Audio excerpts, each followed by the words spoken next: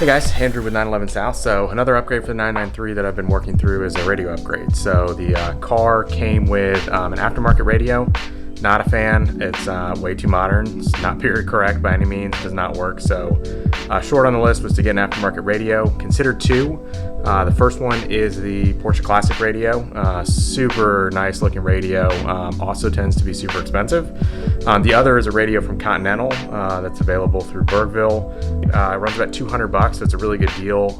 Lighting is a match for the gauges in the 993, so it looks correct. It's got a vintage look, and they also sell a label kit to give you a Porsche label to go over the Continental label, so it looks factory basically. So elected for that.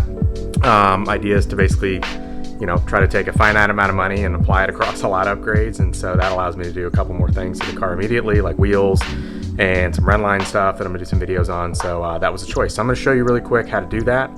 Install. It's plug and play on this car because it happens to have the standard radio option. If you have the hi-fi option with more speakers and additional amps, there is additional steps to do. There are several videos online. There's several write-ups on Pelican and Renlist about that, but this, just to be clear, is the standard factory option stereo. So it truly is plug and play with this device, which is another really big selling point. So here we go. Okay, so for the first step, just so you know, went ahead and took off the detachable faceplate, which happened to come with this Pioneer aftermarket unit. As I mentioned, you can see this is not even close to period correct. Does not work with this vehicle. So we took that off. We also took the bezel off of that. We've also used a radio removal tool. This is just a standard deal. The Continental happened to actually come with these foreseeably so that you can remove your existing radio, but basically you just slide this in, one on each side, kind of all the way back. It depresses a little piece of metal in there and allows you to slide this out. So use that obviously to loosen up this unit. We're going to pull out the old unit. What you would see typically if you have an aftermarket unit is probably one of these deals. So what you can see here is a wiring harness that is going from the old unit, travels back to the original Porsche connectors. I've already unplugged the antenna piece here, which plugged into this port here. So what we're going to do is we're going to go ahead and remove everything from the wiring harness of the old radio back. Get some access here, and we'll go ahead and remove these plugs. We'll keep them in the order top to bottom that they came. And the old radio's free. So, resell on eBay, whatever you want to do with this guy. I'm certainly not using this car.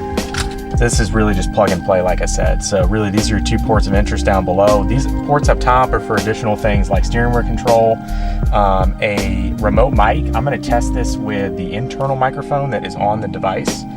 Use that for a little while, decide if that sound quality is good enough. I would prefer not to have, an additional mic somewhere here in the car just to keep it as clean as possible. If I do, I'll probably put it up somewhere near the cell phone holder and route it back through the dash and the gauges. But for now, I'm going to try just the integrated microphone. It's going to be pretty close to where I am anyway. So we'll see on that. But that would be integrated microphone, steering wheel control, and line out. If you're going to send this, pre-out to a separate amp, then there is a line out option here with a adapter cord from Continental. If I do the speaker upgrades I plan to do and the sound quality is not there, which I don't think this is going to be a problem given the size of this car, then I may add an amp, but that's way in the future. And so for now, we're basically just going to plug these in. Okay, so one thing I did do is remove this housing. This is not needed on this particular one. It's got to fit just snugly in this location. So now at this point, we've got the opening clear, got just our standard wires. So we're going to take these two and plug those in to our radio.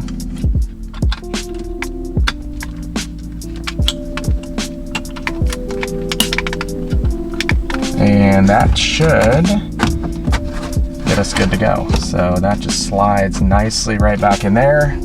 As you can see, much improved look. I'll give you a close up there. That is obviously the look that we're going for, nice and period correct. So next step to do is just fire it up, get it programmed, and go from there.